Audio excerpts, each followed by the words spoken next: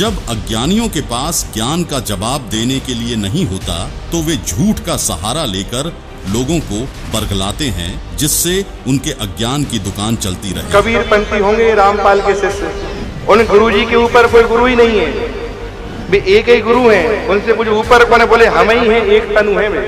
दर्शकों, आज हम बात कर रहे हैं ऐसे ही अज्ञानी कथावाचक श्री राम रसधारा परिवार संस्थापक पंडित अंकुर माधव महाराज गंज बासौदा वाले की।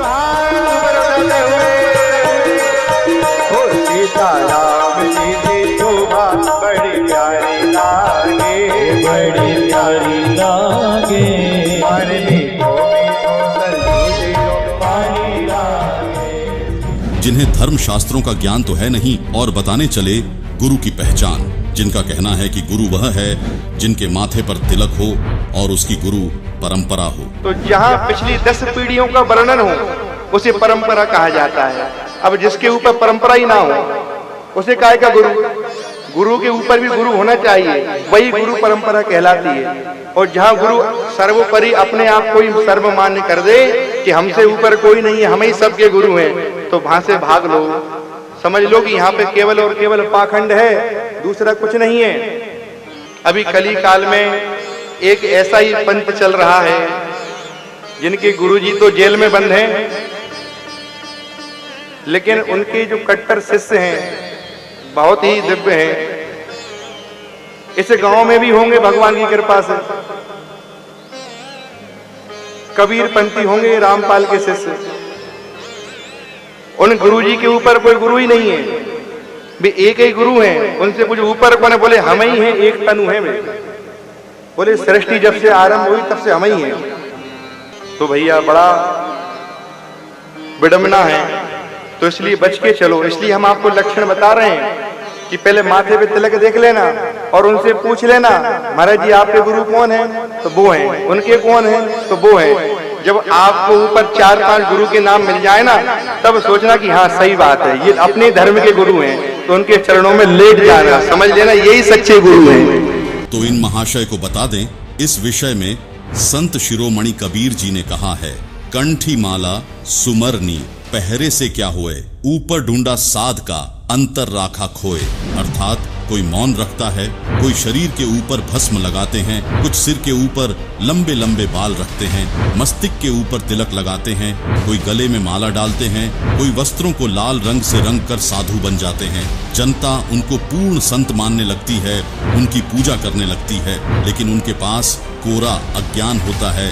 यानी परमात्मा इस प्रकार के बाहरी आडंबर करने से नहीं मिलता और न ही यह गुरु के लक्षण है। रही बात गुरु परंपरा की, तो गुरु परंपरा तो आवश्यक है, लेकिन गुरु परंपरा के निर्वाह मात्र से कोई अधिकारी गुरु यानी पूर्ण गुरु हो जाए यह सिद्ध नहीं हो जाता, क्योंकि गीता अध्याय 15 श्लोक 1 में स्पष्ट किया गया है कि पूर्ण गुरु अर्थात तत्वदर्शी संत वह है जो संसार रूपी उलटे लटके हुए वृक्ष के सभी विभागों को वेदों अनुसार बताता है कि मूल रूपी परमात्मा कौन है और उससे निकलने वाले तना, डार, शाखा, पत्ते आदि कौन है। साथ ही गुरु के लक्षण बताते हुए कबीर परमेश्वर ने कबीर सागर अध्याय जीव धर्म बोध के पृष्ठ 1960 में कहा है कि गुरु के लक्षण 4 बखाना, प्रथम वेद शास्त्र का ज्ञाता, दूजे हरि भक्ति मन कर्म वाणी, तीसरे समदृष्टि कर जानी, चौथे वेद विधि सब कर्मा, यह 4 गुरु गुण जानो मर्मा। अर्थात पूर्ण गुरु वह है जो वेदों तथा अन्य सभी ग्रंथों का पूर्ण ज्ञानी हो। वह वेदों के अनुसार परमात्मा की भक्ति मन कर्म वचन से स्वयं करता है और करवाता है तथा उसकी करनी और कथनी में कोई अंतर नहीं होता। वह सर्व अनुयायियों को समान दृष्टि से देखता है, ऊंच नीच का भेद नहीं करता। और गीता में वर्णित उलटे लटके हुए वृक्ष का भेद वर्तमान समय में संत रामपाल जी महाराज द्वारा दिया जा रहा है, जिन्होंने अपने सत्संगों में बताया है। कबीर अक्षर पुरुष एक पेड़ है, क्षर पुरुष वाकी डार, तीनों देवा शाखा हैं, पात रूप संसार। कबीर हम ही अलख अल्लाह हैं, मूल रूप करतार, अनंत कोटि ब्रह्मांड का मैं ही सिरजनहार। अर्थात कबीर जी ने कहा है कि इस संसार रूपी वृक्ष की मूल यानी जड़ रूप करतार मैं हूँ। गीता अध्याय 15 श्लोक 17, गीता अध्याय 8। श्लोक 9 में जो उत्तम पुरुष परमात्मा कहा है, जो तीनों लोकों में प्रवेश करके सबका धारण पोषण करने वाला अविनाशी परमेश्वर कहा है, वह मैं कबीर हूँ। दर्शकों, जैसे पेड़ की परवरिश मूल यानी जड़ से होती है, इसी प्रकार परम अक्षर ब्रह्म कबीर जी से असंख्य ब्रह्मांडों की परवरिश होती है। अब बात करते हैं पंडित अंकुर माधव जी की उस बात की जिसमें वे मिथ्या आरोप लगाते हुए कहते हैं कि संत रामपाल जी स्वयंभू गुरु हैं, उनकी कोई गुरु परंपरा नहीं है। तो जहाँ पिछली 10 पीढ़ियों का वर्णन हो उसे परंपरा कहा जाता है। अब जिसके ऊपर परंपरा ही ना हो उसे काय का गुरु? गुरु के ऊपर भी गुरु होना चाहिए, वही गुरु परंपरा कहलाती है। और जहाँ गुरु सर्वोपरि अपने आप को ही सर्वमान्य कर दे कि हमसे ऊपर कोई नहीं है, हम ही सबके गुरु हैं, तो वहां से भाग लो। समझ लो कि यहाँ पे केवल और केवल पाखंड है, दूसरा कुछ नहीं है। अभी कली काल में एक ऐसा ही पंथ चल रहा है जिनके गुरुजी तो जेल में बंद हैं, लेकिन उनके जो कट्टर शिष्य हैं बहुत ही दिव्य हैं। इस गांव में भी होंगे भगवान की कृपा से, कबीर पंथी होंगे, रामपाल के शिष्य। उन गुरुजी के ऊपर कोई गुरु ही नहीं है, वे एक ही गुरु हैं, उनसे कुछ ऊपर कोने बोले हम ही हैं, एक तनु है में। बोले सृष्टि जब से आरंभ हुई तब से हम ही हैं। तो भैया बड़ा विडंबना है, तो इसलिए बच के चलो, इसलिए हम आपको लक्षण बता रहे हैं। तो इन महाशय को बता दें कि आपने तो झूठ बोलने का ठेका ले रखा है। यदि आप में थोड़ी सी शर्म होती तो यह झूठ बोलने से पहले आप 100 बार सोचते, लेकिन इससे आपको क्या फर्क पड़ता है, क्योंकि आपकी दुकान तो झूठ की बुनियाद पर ही टिकी है। दर्शकों, विचार करें, संत रामपाल जी ने यह नहीं कहा कि मेरे से पहले कोई गुरु नहीं रहा। उन्होंने यह कहा है कि वर्तमान में मेरे अतिरिक्त किसी को भी धर्मशास्त्रों का यथार्थ ज्ञान नहीं है, इसलिए अन्य कोई गुरु पूर्ण नहीं है। इसके लिए देखिए यह वीडियो जिसका टाइटल है संपूर्ण सृष्टि रचना की ऑफ स्पिरिचुअल ट्रेजरी, जिसमें संत रामपाल जी ने संसार की उत्पत्ति बताई है। इस वीडियो का लिंक हमने डिस्क्रिप्शन बॉक्स में दे दिया है, तो इस वीडियो को देखने से आपको पता चल जाएगा कि कौन गुरु सच्चा है और कौन गुरु झूठा है, और संत रामपाल जी की बातों में कितना दम है। रही बात गुरु परंपरा की, तो अब आपको बताते हैं संत रामपाल जी से पहले के 10 गुरुओं के नाम, जिससे सिद्ध हो जाएगा कि अंकुर महाराज कितने झूठे हैं जो कहते हैं कि संत रामपाल जी का कोई गुरु नहीं, इनसे ऊपर कोई गुरु नहीं, कोई परंपरा नहीं, और 10 पीढ़ी होनी चाहिए ऊपर, तभी वह गुरु परंपरा कहलाती है। तो अंकुर महाराज जी, हम आपको पूरी 10 पीढ़ी संत रामपाल जी से ऊपर गिनवा देंगे, जिसमें 11वें संत रामपाल जी हैं उस परंपरा के अंदर, जो खुद भगवान कबीर साहिब जी से जुड़ी है। तो चलिए हम ही आपको बता देते हैं संत रामपाल जी महाराज की गुरु प्रणाली। बंदी छोड़ कबीर साहिब जी काशी उत्तर प्रदेश वाले, जो कि स्वयं परमात्मा हैं, जिनकी गवाही वेद तथा परमात्मा प्राप्त संतों ने दी है, वे सन 1727 में फाल्गुन मास की शुक्ल पक्ष की द्वादशी को आदरणीय संत गरीबदास जी महाराज गांव छुनानी, जिला झज्जर, हरियाणा को मिले। उन्हें नाम उपदेश देकर अपना शिष्य बनाया, जिसके बाद संत गरीबदास जी महाराज के शिष्य संत शीतलदास जी महाराज गांव बरहाना, जिला रोहतक, हरियाणा, संत ध्यानदास जी महाराज, संत रामदास जी महाराज, संत ब्रह्मानंद जी महाराज गांव करौंथा, जिला रोहतक, हरियाणा, संत जुक्तानंद जी महाराज, संत गंगेश्वरानंद जी महाराज गांव बाजीतपुर, दिल्ली, संत चिदानंद जी महाराज गांव गोपालपुर धाम, सोनीपत, हरियाणा, संत रामदेवानंद जी महाराज तलवंडी भाई, फिरोजपुर, पंजाब हुए, जिनसे संत रामपाल जी महाराज को सन 1988 में नाम उपदेश प्राप्त हुआ।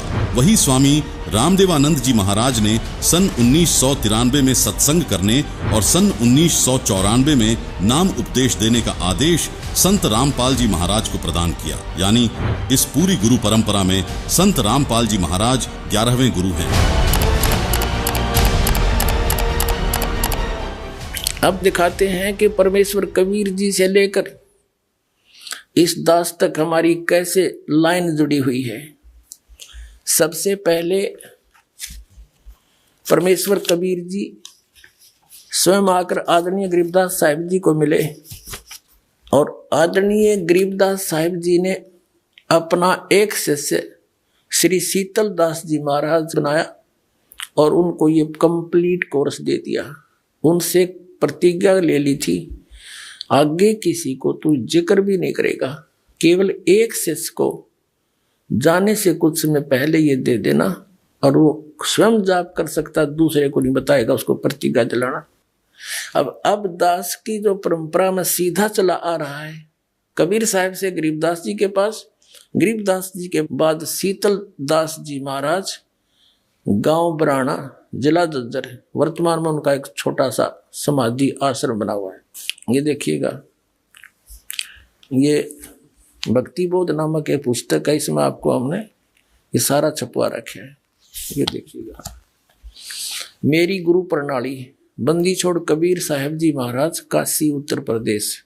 क्योंकि सतगुरु भी थे कबीर परमात्मा, लेकिन परमात्मा भी थे। बंदी छोड़ गरीबदास जी महाराज, छुड़ानी, जिला जज्जर, हरियाणा में। शीतल दास जी, संत ध्यानदास जी, संत रामदास जी, इनके चेले संत ब्रह्मानंद जी, कनौथा में इनकी एक छतरी बनी हुई है। संत जुगदानंद जी महाराज, संत गंगेश्वरानंद जी महाराज, ये 8वें, बाजितपुर दिल्ली में इनका आश्रम है। और 9वां है संत चिदानंद जी महाराज, मेरे दादा गुरु जी, गोपालपुर धाम, सोनीपत हरियाणा में, खरखौदा के पास। संत रामदेवानंद जी महाराज, तलवंडी भाई, फिरोजपुर पंजाब में। और ये 11वां ये दास रामपाल दास। यहाँ तक हमारी प्रणाली सीधी जुड़ी हुई है, जिससे अज्ञानी कथावाचक पंडित अंकुर माधव महाराज झूठा सिद्ध होता है। दर्शकों, आप सभी इस कथा से परिचित हैं कि जब राजा परीक्षित को 7वें दिन सर्प के काटने से मौत होनी थी, तो उस समय श्रीमद् भागवत सुधा सागर के लेखक महर्षि वेदव्यास सहित पूरी पृथ्वी के ऋषि महर्षि एकत्रित हुए थे, जिन्होंने कथा करने की हिम्मत नहीं की थी, क्योंकि 7वें दिन परिणाम आना था। तब उस समय स्वर्ग से सुखदेव ऋषि को बुलाया गया था। तो अब जरा इन महाशय से कोई पूछे कि फिर आपको कथा करने का किसने अधिकार दे दिया, जो आप कथा करते फिर रहे हो। दर्शकों, इन अंकुर महाराज की झूठ की दुकान यहीं तक सीमित नहीं है।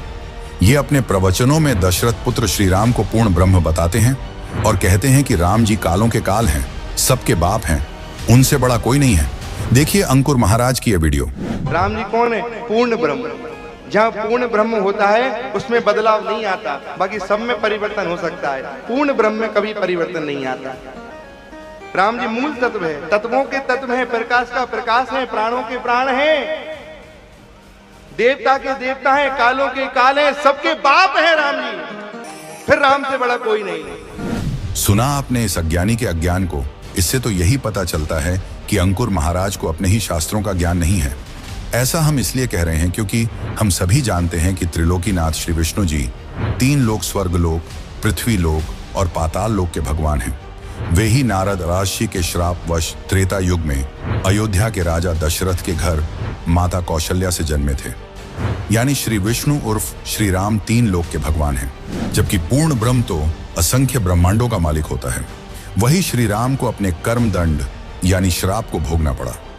जब भगवान ही श्राप भोगने लगे तो अपने भक्तों के कर्म फल को कैसे मिटा सकते हैं। दूसरा, अंकुर जी श्री राम को कालों का काल, उनसे बड़ा कोई नहीं है बता रहे हैं। तो हम सभी इस कथा से भी परिचित हैं कि जब श्री रामचंद्र जी अपने पुत्रों लव व कुश से युद्ध में हार गए और सीता जी ने उन्हें देखने से भी मना कर दिया, तब रामचंद्र जी दुखी होकर अयोध्या के साथ बह रही सरयू नदी में जल समाधि ले ली थी, यानी नदी में डूबकर उनकी मृत्यु हुई थी।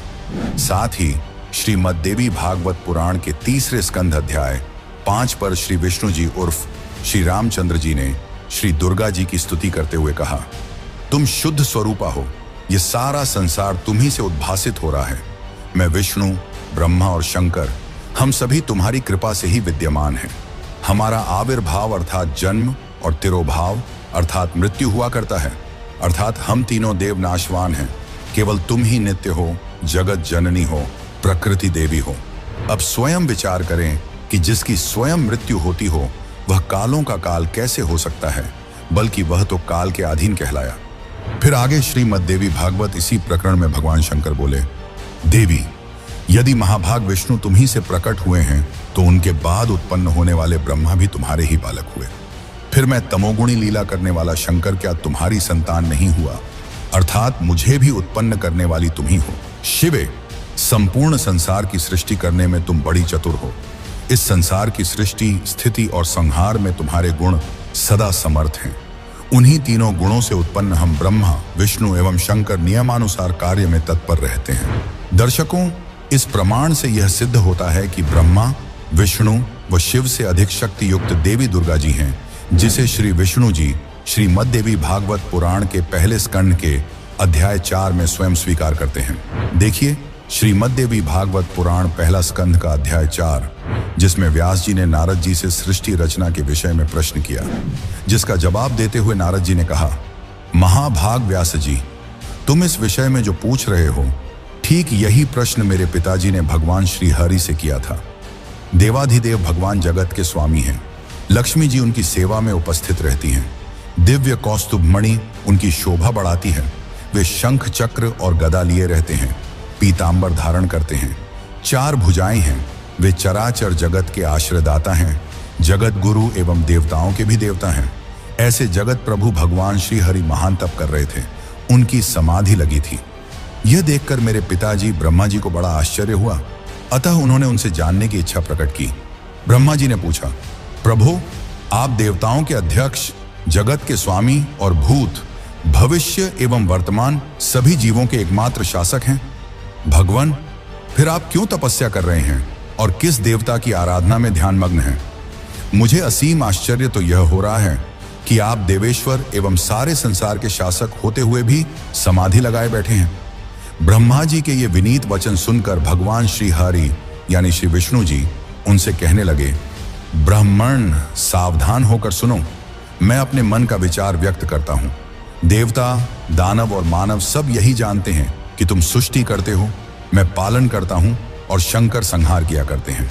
किंतु फिर भी वेद के पारगामी पुरुष अपनी युक्ति से यह सिद्ध करते हैं कि रचने, पालने और संहार करने की यह योग्यता जो हमें मिली है, इसकी अधिष्ठात्री शक्ति देवी अर्थात दुर्गा जी हैं।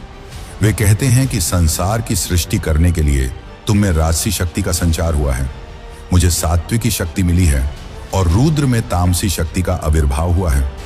उस शक्ति के अभाव में तुम इस संसार की सृष्टि नहीं कर सकते। मैं पालन करने में सफल नहीं हो सकता और रुद्र से संहार कार्य होना भी संभव नहीं।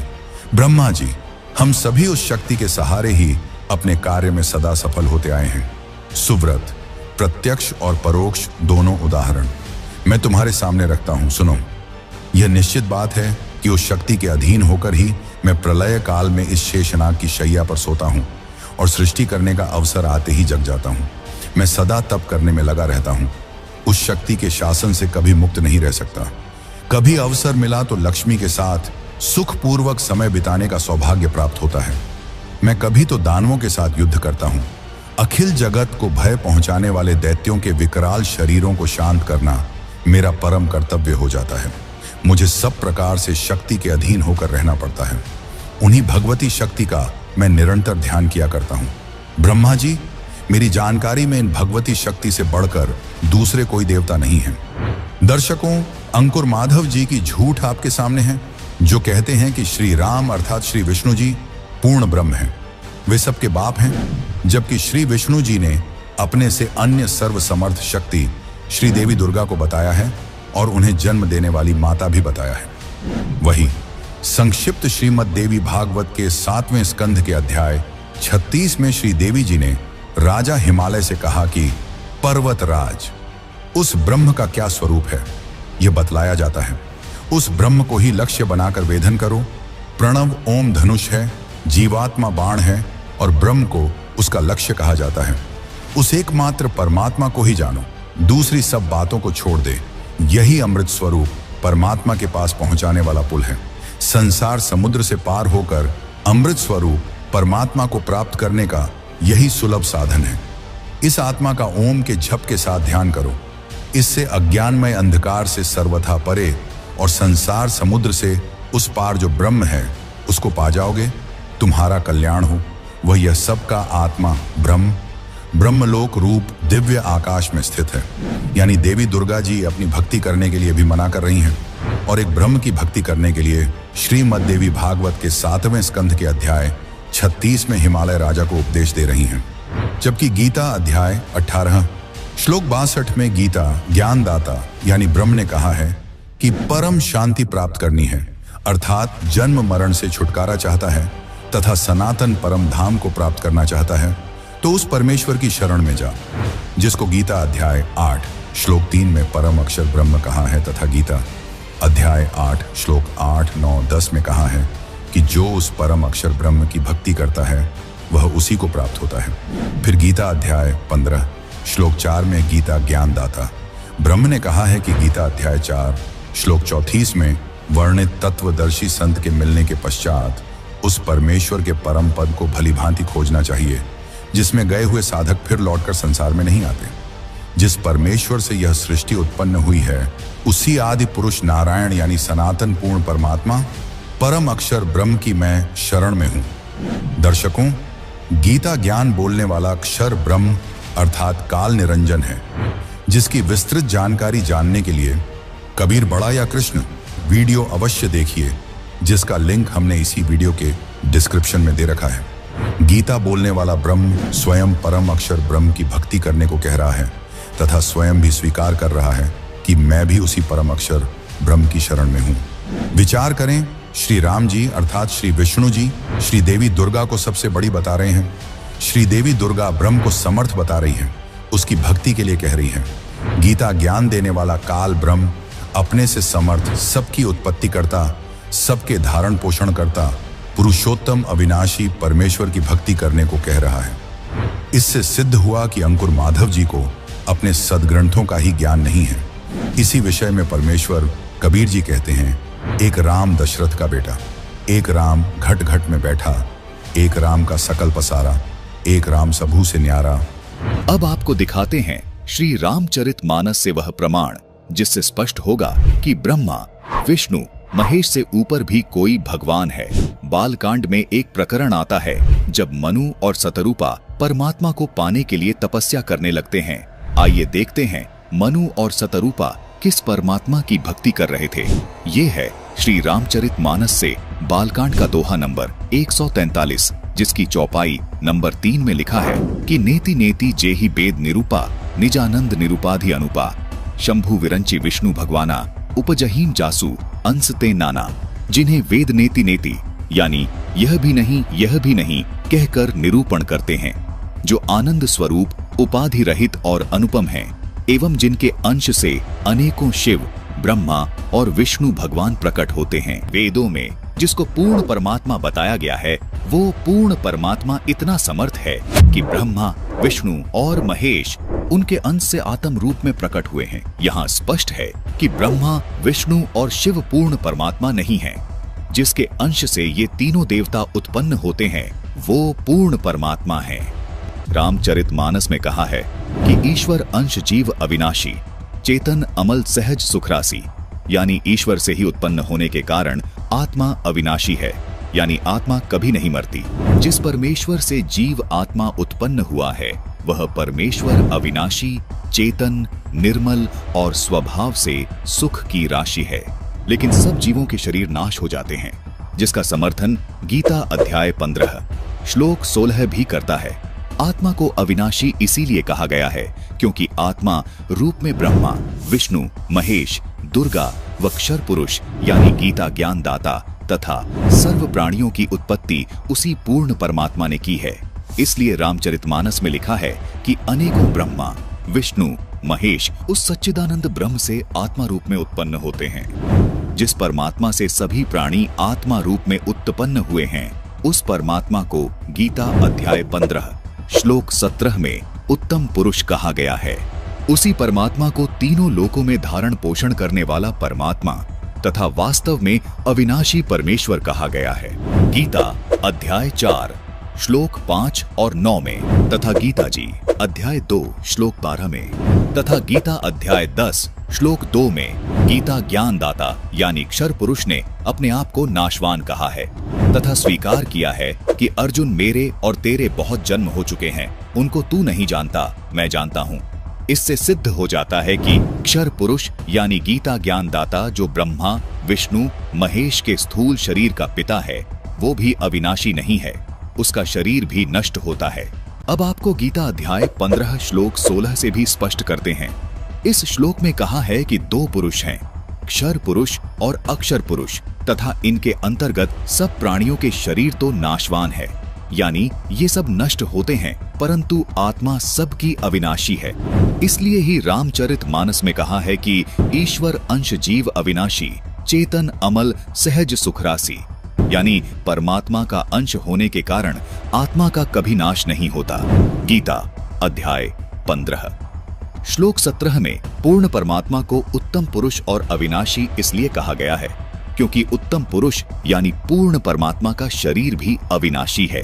इस उत्तम पुरुष को परमात्मा भी इसलिए कहा गया है क्योंकि ये पूर्ण रूप से अविनाशी है, सब आत्माओं का स्वामी है, जिसका शरीर भी कभी नष्ट नहीं होता।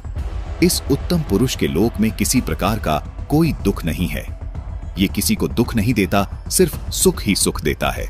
इसलिए इसी परमात्मा को रामचरितमानस में सुख की राशि भी कहा है। जिस गीता ज्ञानदाता काल के लोक में हम रह रहे हैं, इस लोक के मालिक को परमात्मा नहीं कहा जा सकता, क्योंकि इस काल लोक में कोई सुखी नहीं है। इसलिए पूरी गीता जी में गीता ज्ञानदाता ने अपने को कहीं भी परमात्मा नहीं कहा, केवल उस उत्तम पुरुष को ही परमात्मा तथा अविनाशी परमेश्वर कहा है। दर्शकों, गीता जी में अन्य स्थानों पर जहां भी परमात्मा शब्द से संबोधन किया गया है, वो इसी उत्तम पुरुष अर्थात सच्चिदानंद घन ब्रह्म के विषय में बोला गया है। अर्थात पूर्ण परमात्मा का शरीर कभी नष्ट नहीं होता।